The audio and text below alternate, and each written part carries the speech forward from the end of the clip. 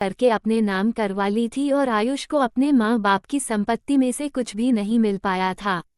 यहाँ तक कि माता पिता का घर भी अभिषेक ने धोखे से अपने नाम करवा लिया था। आयुष और उसकी पत्नी दीपशिखा अभिषेक और उसकी पत्नी स्वरांजलि से नहीं लड़ पाए, क्योंकि दोनों ही बहुत बदतमीज और लड़ाकू थे। इसलिए वह लोग चुपचाप सब कुछ छोड़ छाड़ कर अपने परिवार के साथ खुश थे। दोनों भाइयों में सालों से बातचीत बंद थी, क्योंकि अभिषेक और स्वरांजलि ने काम ही ऐसा किया था। आयुष और दीपशिखा अपनी मेहनत से धीरे धीरे अपनी संपत्ति खड़ी कर रहे थे और संतुष्ट थे, पर कहीं ना कहीं उन्हें इस बात का बहुत दुख होता था कि उनके साथ जिंदगी में इतना कुछ गलत हुआ। दिन ऐसे ही बीत रहे थे कि एक दिन सुबह सुबह स्वरांजलि का फोन दीपशिखा के पास आया और उसने बोला, अभिषेक की तबीयत बहुत खराब है, डॉक्टर सारी जांच कर रहे हैं, उसे तुरंत खून चढ़ाने की जरूरत है, लेकिन खून किसी ब्लड रिलेटिव का ही चाहिए। अब मैं क्या करूं? मेरे बच्चे अभी छोटे हैं, डॉक्टर ने उनका खून लेने से मना कर दिया। प्रिया दीदी अपने ससुराल में है, उन्हें फ़ोन किया है पर उन्हें आने में कम से कम 24 घंटे का वक्त लगेगा। प्लीज़ भाई से बोलिए कि वह अभिषेक को खून दे दे, वरना पता नहीं क्या होगा, कहीं अभिषेक को कुछ हो ना जाए। मेरा परिवार बिखर जाएगा, मेरे छोटे छोटे बच्चे हैं, मैं क्या करूँगी? कहकर स्वरांजलि रोने लगी और आगे बोला, डॉक्टर ने जल्दी से जल्दी खून का इंतजाम करने के लिए बोला है। दीपशिखा को कुछ समझ में नहीं आया और उसने तुरंत आयुष को सारी बातें बताई। आयुष बिना कुछ सोचे समझे दीपशिखा के साथ तुरंत अस्पताल गया और उसने अभिषेक को खून दिया। डॉक्टर ने अगले दिन फिर खून के लिए बोला, तो आयुष ने बोला कि वह अगले दिन फिर आ जाएगा। अभिषेक ने स्वरांजलि से बोला कि वह भाई के लिए जूस वगैरह का इंतजाम करें, लेकिन आयुष ने बोला, मुझे कुछ नहीं चाहिए, तुम लोग अपना ख्याल रखो, और डॉक्टर से थोड़ी बहुत अभिषेक की तबीयत के बारे में बातचीत की। डॉक्टर ने बोल दिया कि खतरे की कोई बात नहीं है, हमने सारी जांच कर ली है और उस हिसाब से हम ट्रीटमेंट कर रहे हैं। धीरे धीरे अभिषेक एक हफ्ते में रिकवर कर जाएगा, बस आप कल खून देने के लिए समय पर आ जाइएगा। आयुष चुपचाप वहां से चला गया और अगले दिन फिर खून देने के लिए आ गया। आज डॉक्टर ने बोला, आयुष जी आपने सही वक्त पर अभिषेक को खून दे दिया और अभिषेक को इस वक्त किसी ब्लड रिलेटिव के खून की ही जरूरत थी, वरना स्थिति खतरनाक हो सकती थी। लेकिन अब खतरे की कोई बात नहीं है, अभिषेक पूरी तरह से सुरक्षित है और एक हफ्ते में उसे अस्पताल से डिस्चार्ज कर दिया जाएगा।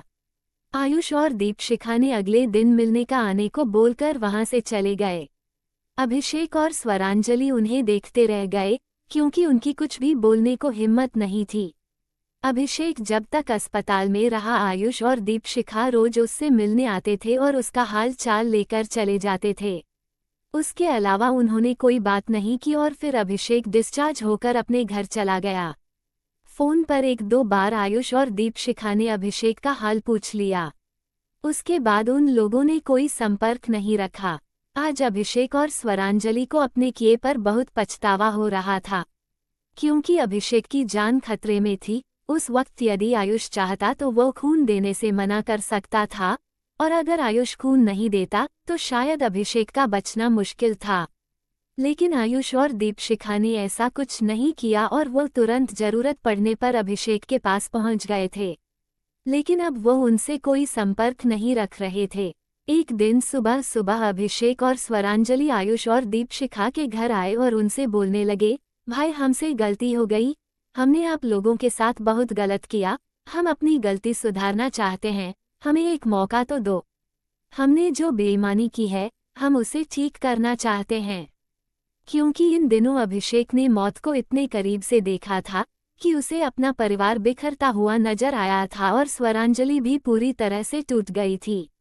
साथ ही कहीं ना कहीं उनके मन में यह बात भी आ रही थी कि यह सब कुछ कहीं उनके कर्मों का फल तो नहीं, और उनके इस कठिन समय में आयुष और दीपशिखा ने ही उनका साथ निभाया था, जिसके साथ उन्होंने इतना बड़ा धोखा किया था। इसलिए अब वह अपनी गलती सुधारना चाहते थे। लेकिन आयुष और दीपशिखा अब ऐसा कुछ नहीं चाहते थे और उन्होंने अभिषेक और स्वरांजलि के हाथ जोड़ दिए और बोला, हमारे पास जो है, जितना है, हम उसमें ही खुश हैं, हमें और कुछ भी नहीं चाहिए। बस हमें इस बात का गर्व है कि यह सब कुछ मेरा खुद का खड़ा किया हुआ है। मैंने बेईमानी से किसी का कुछ नहीं हड़पा, सब कुछ मेरी मेहनत की कमाई है और मेरे अपने कर्म है। इंसान इस धरती से कुछ नहीं लेकर जाता सिवाय अपने कर्म के। तुम लोग जा सकते हो, अब दिल ही नहीं करता तुम लोगों से कोई भी रिश्ता रखने का।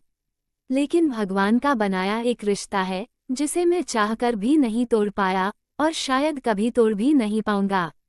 इसलिए तुम्हारी जान खतरे में थी तो मुझे तो आना ही था। लेकिन भगवान की दया से अब तुम सुरक्षित हो और ईश्वर से दुआ करूंगा कि हमेशा तुम और तुम्हारा परिवार सुरक्षित ही रहो। पर अब मेरा दिल नहीं करता तुमसे बात भी करने का। ईश्वर तुम्हें लंबी आयु दे, कहकर आयुष ने अभिषेक और स्वरांजलि की तरफ देखा और चुपचाप अपने कमरे में उठकर चला गया। पीछे पीछे दीपशिखा भी चली गई।